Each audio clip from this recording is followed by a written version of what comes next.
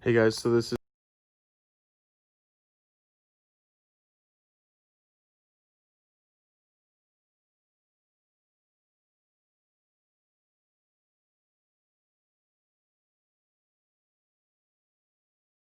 put this in the last video, but we noticed that there was a couple pieces that were broken off the inside of the transmission. And what happened was this little pin on the differential, it broke for some reason. Oops. So this little pin right here, it broke, and from the centrifugal force the pin flew out this way and then smashed up the inside of the transmission. There's lots of shavings and shit, so this transmission needs a full rebuild, new bearings, etc. But I have one more motor mount to do in the car, which is the rear one, and it holds the transmission and stops the motor from turning. So I'm just putting this transmission back together so then I can mock it up inside my engine bay and actually put axles in it and stuff, and see how the car sits on the ground with all that kind of stuff in it. And I'm working on the wishbone as well. So made these little plates for the for this little bushing, and I'm modifying the actual arm. So just because the way that these ones sit, they hit stuff on my Civic, so they're not going to work, and I don't want to cut up my frame and modify the frame. I'd rather just modify the suspension arm. So I cut them at first right here. I still got to cut this one. This is one I was first playing around with. So I cut it flat, and then I cut this piece at an angle.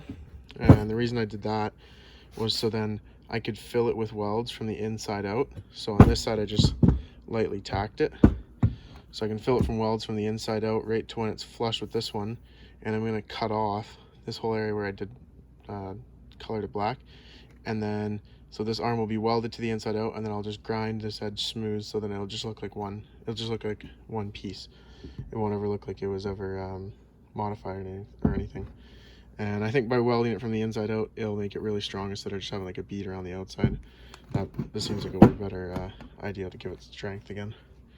And then yeah, these are just the little plates that are going to get welded onto the car to hold this.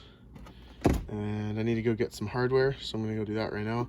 I got one for the big hole, but I need to get some smaller bolts for the smaller holes. And the wishbone just bolts up to right there on the lower control arm, and then I'm welding it right there where I have that colored area, that little square drawn. So the only other thing that is needed in the front is to go get the this little section here, I guess like the tie rod end off the 1993 Civic or Integra. They're a little bit longer, so if you see right now when I put my wheels straight, I'll try to hold it, but it's just not quite long enough. So the other ones are a little bit longer, so they'll bolt right up and they thread right onto this guy. And I have the front brakes off of an Integra, and the rears are off an Integra too. So it's got the bigger brakes in the front than the Civic, and now it's got the disc brakes in the rear. So yeah, I'm gonna keep going here and try to get that rear motor mount done and these suspension parts. I just put the motor or the block and the transmission in the car because I got to build my last motor mount, which is my rear one. So months ago, when I was first starting to do fabrication, I tried to make them out, and I'll show you what it turned out like. It turned out pretty bad. I had all my other mounts made, and then this was the last one, and this one goes on the back of the transmission, and it bolted to it like this, and then I made this piece, which was bolting to the car, and I quickly realized how bad it looked, and I didn't like it at all, and I didn't like the design of it either. And this is how it's supposed to actually work. So this motor mount back here is on the factory EG. It actually sits like this, or sits this way. I can't remember, one of the two. Anyways, it sits like this, and then the rear transmission mount gets bolted to it. I don't have enough clearance in my car to do it like that way, so what I'm going to do, so it's going to sit something like that on a plate on the back, and then the plate will be welded to the chassis, and then this will bolt to the plate, and then I'll build an arm that will go from those two little bolt holes down there, and it will bolt to this guy here. So yeah, that's what that part's going like. And then I got the wishbones all done, so they're just tacked, and with the bottom plates all just tacked in. But now this guy doesn't move anymore, so that's all solid. And the only thing the front needs to be driving is just the tie rod end off of the newer Civic, the 1993, and some brake lines, and then the front's all good to go. For the rear just needs some gussets put on, and this piece fully welded, and also some brake lines, also wheel bearings. And then this thing is ready to sit on the ground and actually start driving. So for the first bit, once I get my motor back together, I'm just going to drive it up and down my alley and test it all out. Also need to weld all these top plates in.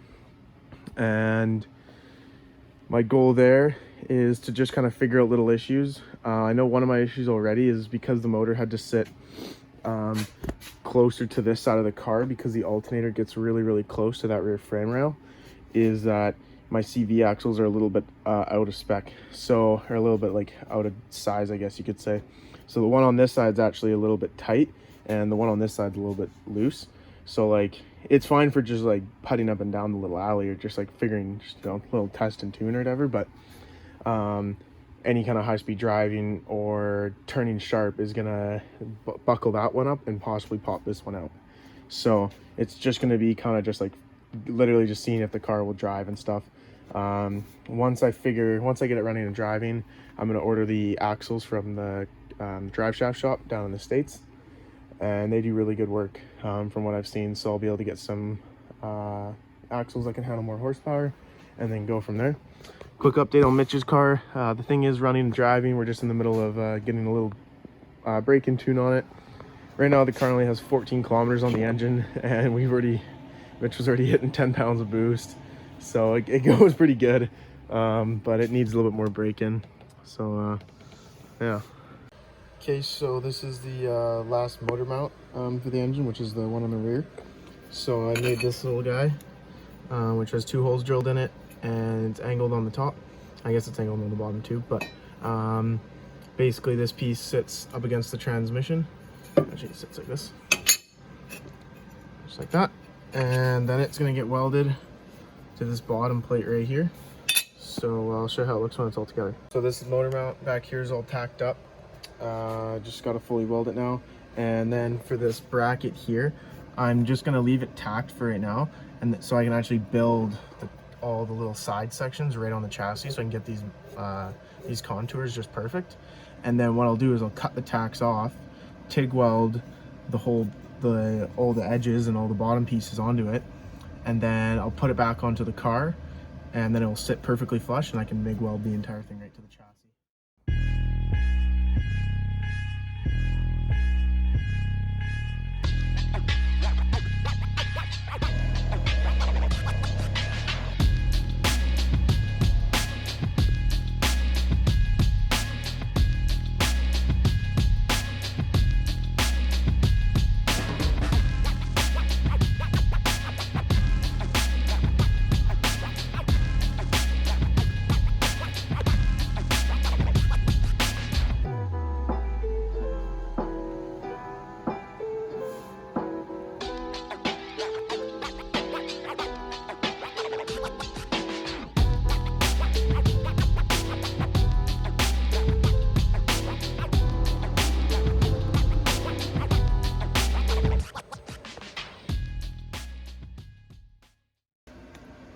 That's all for this video. Hopefully the car will be driving in the next month or two, just testing and tuning up and down my little alley here. So stay tuned for those videos, and thanks for watching.